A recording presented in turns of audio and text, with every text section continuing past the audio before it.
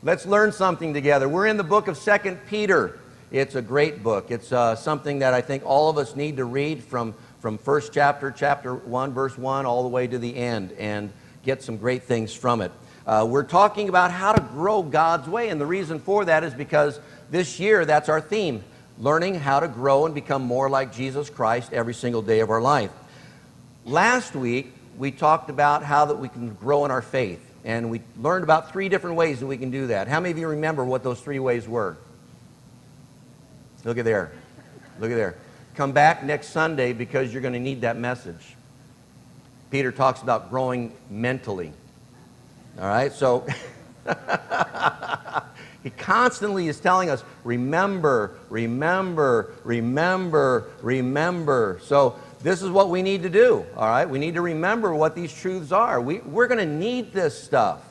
Every single day we need this stuff. So what he said last week, basically, is there's 3 ways you can grow in your faith. Number 1, you got to put your faith in God's person. And who's that?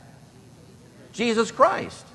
There's no other person, there's no other way that you're going to be able to grow in your faith other than putting your faith in Jesus Christ, God's person. And then he talked about growing in God's power. And God's power is absolutely essential. We need to have faith in God's power. And God has the power to help us grow. I mean, you put a plant out on the back patio and you just leave it there and you don't do anything with it.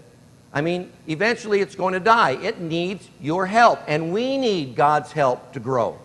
Do you understand that? We need God's power. We need God's strength to be able to grow. And then also we talked about last Sunday that if you want to grow in faith, you need to grow in faith by putting your faith in God's promises. And God's promises, I mean, practically, I think what that means for every single one of us is that you need to get into this book, the Bible. You need to open up the Bible every single day. You need to read it. You need to find God's promises. And you know, in the Bible, from Genesis to Revelation, there's over 7,000 distinct promises that God has made to us. And we need to know what those promises are because those promises help us in our faith. They help us to grow. They help us to be stronger in our walk with God.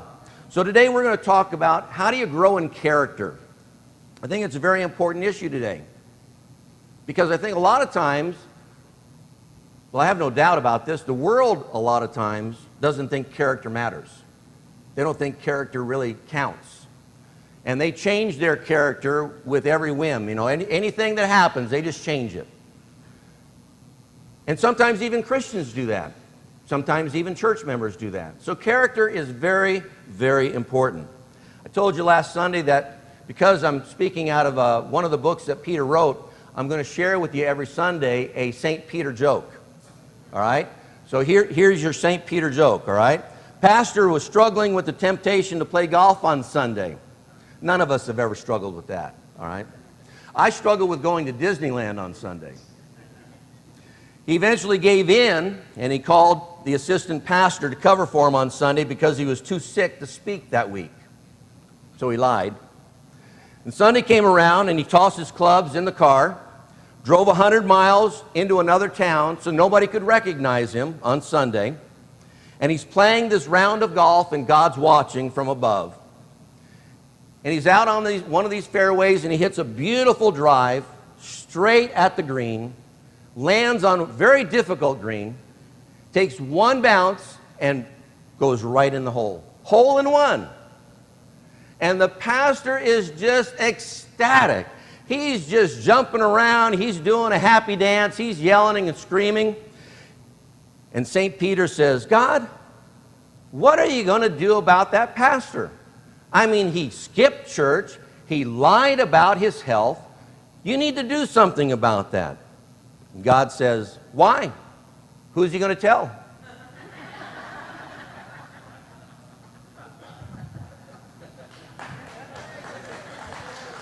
That's your St. Peter joke, okay? Come back next Sunday for the next one. Here's the thing about character. You're not going to take any possessions to heaven. You're not going to take any plaques, any achievements, any accomplishments to heaven. But what you will take to heaven is your character. Your character is going to go to heaven with you. Ephesians chapter 4, verse 22 through 24, this is what Paul says. Take on an entirely new way of life, a God-fashioned life, a life renewed from the inside and working itself into your conduct as God accurately produces what? His character in you. I want you to circle that word character. Spiritual growth is all about character development.